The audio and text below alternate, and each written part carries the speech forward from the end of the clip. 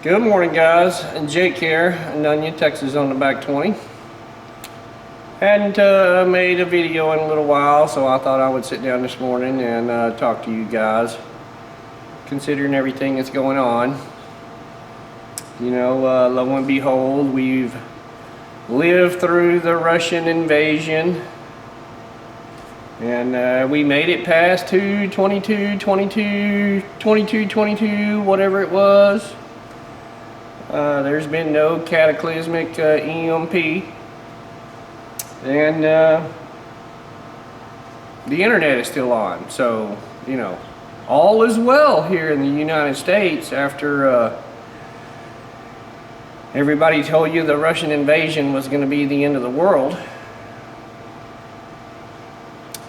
Guys, like I said in my last video, there are things going on.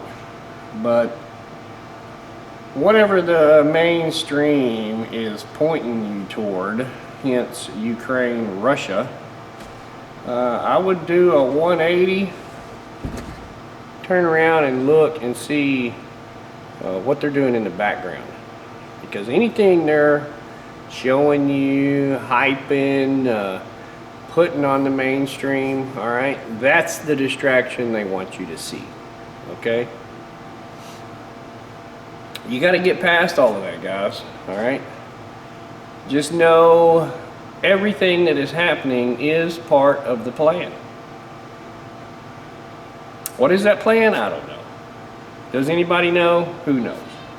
There's so many people involved, so many different fingers in the pie. That's what's going on. I don't know how to explain it to you better than those three words: New World Order. Okay?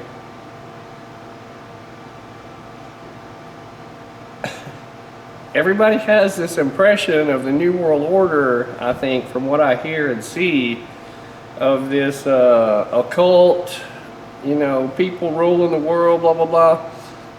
That may be what it is, but the world order in which we live is America has just been on top, guys. All right, for your whole life, everybody that's going to see this video, America has been on top of the world order.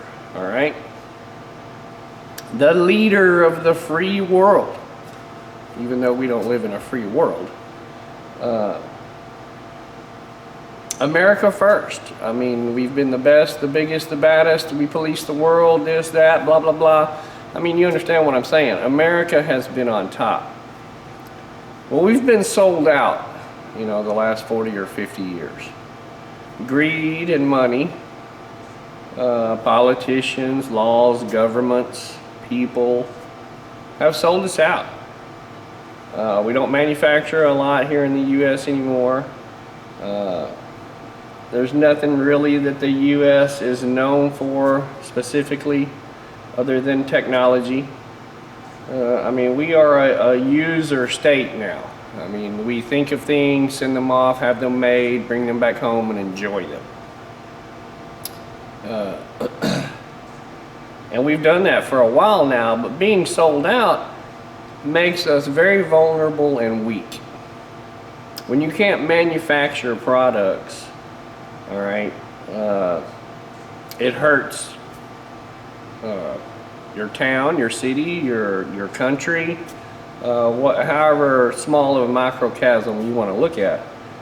You need that everyday work, all right, to keep people busy, keep things going, produce, manufacture. It's a way of life, okay? It's the way our country was built, the Industrial Revolution. All of that is basically over. We don't manufacture here anything in the U.S. anymore, like I said. We just take stuff in and use it. We're a user society. And those other countries that have taken up that manufacturing, those are the ones that are pulling ahead. China. They have everything in place to lead the New World Order. All right, they have the people that are going to comply. They have the manufacturing process to manufacture basically anything. They have the land and the resources. Many of these other places around the world, the resources that we've been fighting over are dwindling up. I mean, that's what you see in a lot of these conflicts they're just fighting over resources. Resources are the key, guys. It's what you need to live and survive and thrive in this world. Right now, we're pretty much petroleum based. I mean, everything that you do is based on some kind of petroleum product. Plastic is made from petroleum, and we all know how plastic affects our lives. So just that one item right there, okay? But what I'm getting at is that order that we're in there being on top forever, that's just not going to be the case, all right, going forward. We're going to start falling. I know y'all have all heard third world country. I've mentioned it several times. I think we're probably definitely headed toward a Venezuela situation. And that's why I do what I do and why I became a prepper. I mean, just being a homesteader in general makes me a prepper. When you garden and raise animals and you have a homestead and you want to be self-sufficient, prepping is part of that. You store materials, you store things out of your garden, you store, you know, your animals, your meat, your production. That's just being part of a homesteader and being self-reliant. So homesteader and prepper go hand in hand. But with the things going on in the world that affect me and being able to run my farm and having to expect to be 100% self-reliant, not being able to go to town to get those parts, not having fuel available, not wanting to risk your life to go to the grocery store to buy food or stand in line for a few hours. I mean, it all is possible, guys. Just look back in history right here in the U.S. I mean, look back at bread lines and soup lines in the Depression and during the war. You're going to stand in line for food, all right? Even more important than that is water. This is where the prepper starts to take over in me other than the homesteader. When I see the rest of the world faulting and hiccuping out there, it makes me withdraw more into my property to be self-reliant, my ultimate goal. But I don't want to get off on too many tangents there, guys. Just understand the world order in which you have lived your whole life is changing. That is the plan, and that is the ultimate end goal that's going on here. How is it going to change? How is it going to affect you? It's going to be totally different, okay? Financially, politically, ethically, morally, it's going to affect you in a lot of different ways. And you may think I'm just some country boy sitting out here in the middle of nowhere, blah, blah, blah, whatever, that's fine. But in all of this great reset, new world order structure, what have you, me and Ann stand to lose a few $1 million probably. And it's not just about money, but I mean, if y'all watch our channel, you know we own a few assets. And if things don't go well, all that will be gone. I mean, and it doesn't matter if you have a few $1 million in assets or a couple of $100 in assets. Those assets are what you have. And if you just lose a few $100, if it's all you got, or a few million, if it's all you got. When you lose all you got, it's all you got. So it hurts all the same.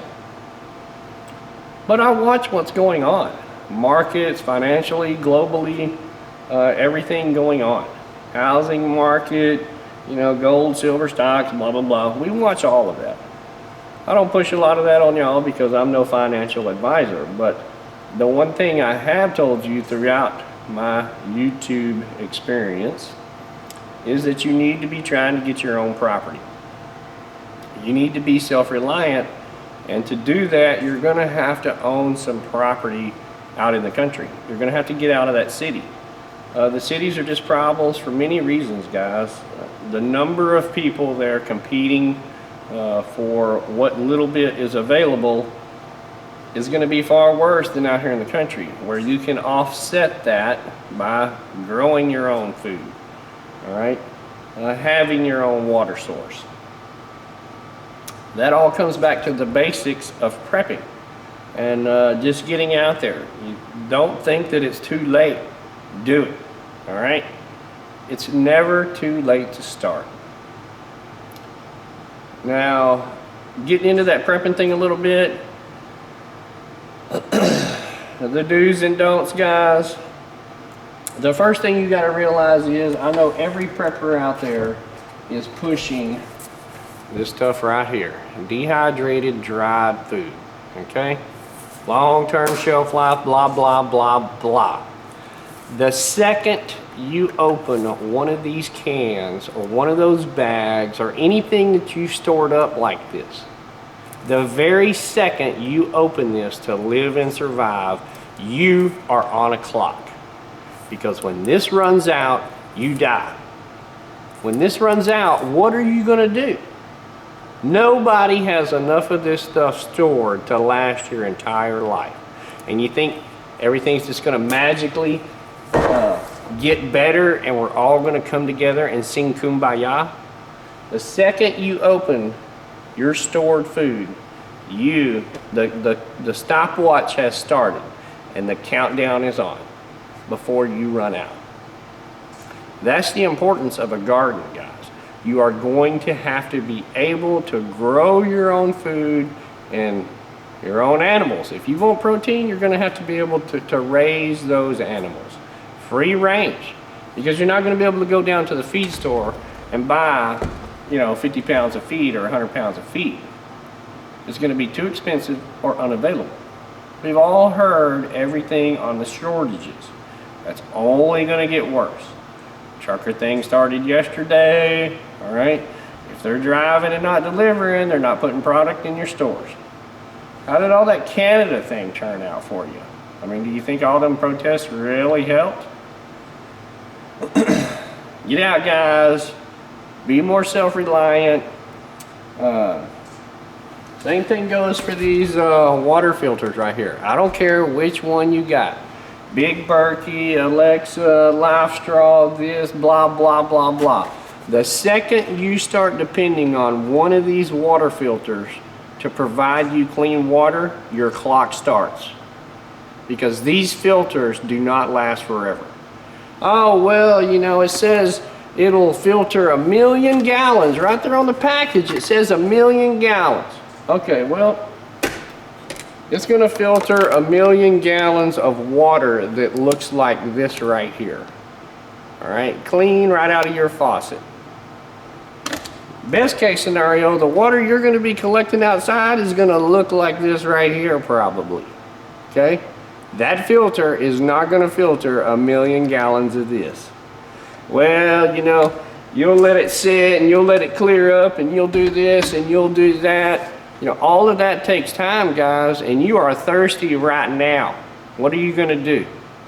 You're going to use that filter and you're going to clean this dirty water and you're going to ruin your filter. They all wear out. All right? So you need other alternative methods to give you clean water. When that water quits coming out of your spigot over there, how far do you got to go to get water? This right here, guys, is going to be one of the most important things that you're going to realize you need. Okay? This right here, water. How far do you got to go to get it? If you have to leave your house right now to go get water, all right, how far do you got to go? Now you say, well, I got a rain collector off of the house, blah, blah, blah, I can collect rainwater. Do you realize how dirty that roof is on your house and how much bird crap is on there? Bugs, animals in your gutters, all that kind of stuff. Again, you run into the same situation, guys.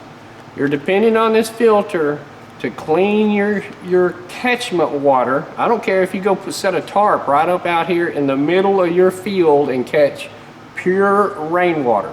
That water still needs to be filtered. everything is going on today, the industry, the radiation, I mean, the chemtrails, the list goes on and on. That water needs to be filtered. I don't care if you got it coming up right out of the ground, all right? You better be careful on the water you're drinking. Back to that trip. How far do you got to travel now to get said water? Take your car out of the equation. How far do you got to walk to get water? Chances are it's probably going to be surface water. When everything goes down, guys, including the grid, very, very little of the surface water that you see around you is going to be potable, drinkable water. Please realize that most municipalities and cities have their waste treatment facility located on a body of water or a river. And when all this goes down, everybody is going to keep using their toilet because that's the best way to get it out of the house. Pour a little water in there and flush it. Well, guess what? Gravity works and it still goes down the pipe for a while. But when the wastewater treatment facility down there is full, you know where it goes? Right over into that body of water. So any river or lake that you may be drinking out of, all right, think about what's in that water. Just because it's a big lake, guys, don't mean it's good to drink. You got a little pond out there in the back that you're going to be able to get some water from. Remember the coons crapping in there, the deer crapping in there, the hogs crapping in there, the birds crapping in there, everything crapping in there, guys, again. Oh, that's what your pond water looks like. Remember. All right, so that little filter there, tick-tock. As soon as you start using this stuff out of a box, out of a package, out of a can, all right, your time is limited. You need to learn how to forage, how to grow, garden. It's not going to be as easy as just going out there and throwing out some seeds, guys, and poof, you got a garden. That's not how it works in most regions of the U.S. Okay? Better get you some of them right there. I've been telling you the whole time. All right? Water well is going to be the way to go, and of course, you need to own property if you're going to have a water well. That's my little rant for this morning, guys. As you can see, like I said, even after the invasion, blah, blah, blah, blah, blah, the sun still came up this morning, life still goes on. This is why you need to prep, okay? The plan has just begun. Everything that you've seen for the last 2 years and everything that's happened over the last 2 years, this is only the beginning, guys. We're nowhere even near started. This is just the beginning. It's going to get so much worse. I can't express to you how bad it's going to get.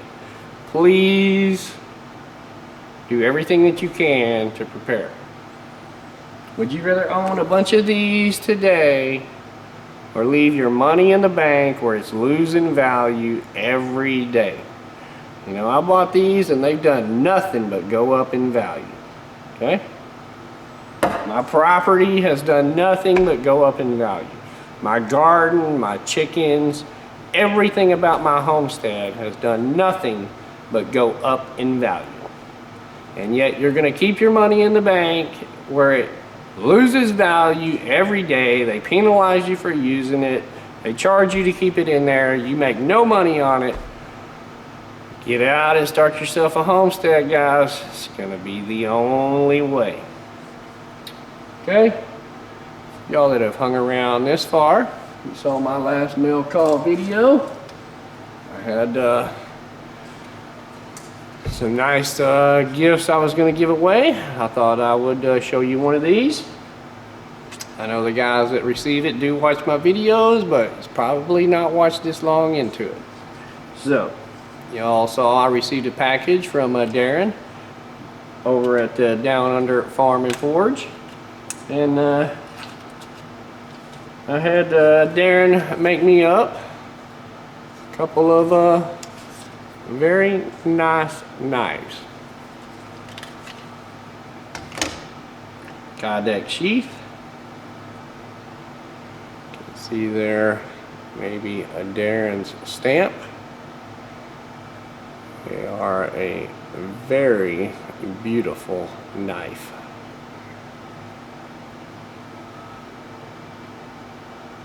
I'm going to give this away to a lucky YouTuber. I'm not going to tell you who at the moment, but do stay tuned, because we'll be doing a video on it and give you a shot of that sheath there. It's a great little knife. Feels great, very sharp. Beautiful, Darren. I do appreciate it. I'm going to show y'all what I've been working on here in the house. Sounds like the turkeys are down there in front of the camera, so I'm going to turn that off. Alright guys, like I said, get your house in order. And for y'all that have been watching the channel a while, you know we're building our own house. For all y'all new guys, and we have a lot of new people, I am building our own house. It's basically a 5,000 square foot Barndominium, lofted. And what I've been doing the last couple of weeks while I've been so busy, well, we're hatching more chicks again. And that's the eggs I gathered yesterday. But we did get one of the staircases built for that loft. I still need to do that one over there. That's next. But basically we've been working on the kitchen. Y'all might remember I just had some shelves up here and a temporary sink. But we've hung all these shelves, set the counters, cabinets in the bottom. I got our stove installed here. And got the countertops on. There's Sugar. What are you doing, Sugar? But I put backsplash on yesterday. Still got to cut this up underneath here. Sink installed, faucet. Everything's looking pretty good so far. Just a quick little trick I'll show you guys on drywall. I know some of you out there are building. Standard drywall, seams, corners.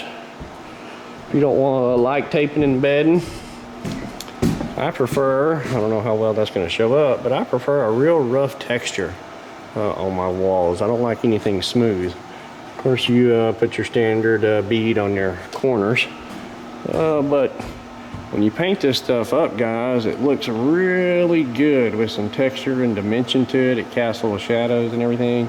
It's kind of plain right now, white, just mud, but if you like some texture and you don't like taping and bedding, this is the way to go right here. I use this fiberglass tape and just apply a real heavy texture on there, and it covers up everything and looks really good. Just use that all-purpose mud. That's a quick little tour of the house. It was kind of chilly out here today. While I'm in here, I guess I'll show you guys if we're interested in solar. This is our solar controller right here. It tells us what the system is doing. You can see we're running at about 50 volts, 51 volts, and we're only pulling about 1200 watts right there. I don't think we're making anything because it is kind of cloudy today. It looks like we're harvesting about 0.3 kilowatts and about 0.4 on that one, and about 0.3 on the other bank. Our batteries are sitting at 90%, even though it is cloudy. And our central heat unit right there, but I try not to run that. We do heat the entire house with the old wood burning stove, which is working great. All right, guys, that was a little update of the house. Sorry for the mess, but it is under construction. I would take you down and show you the animals, but it's quite chilly out here this morning.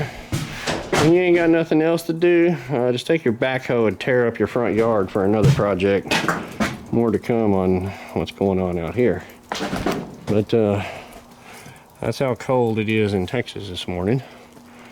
Ice on the panels out there, so we ain't making no power, or very little.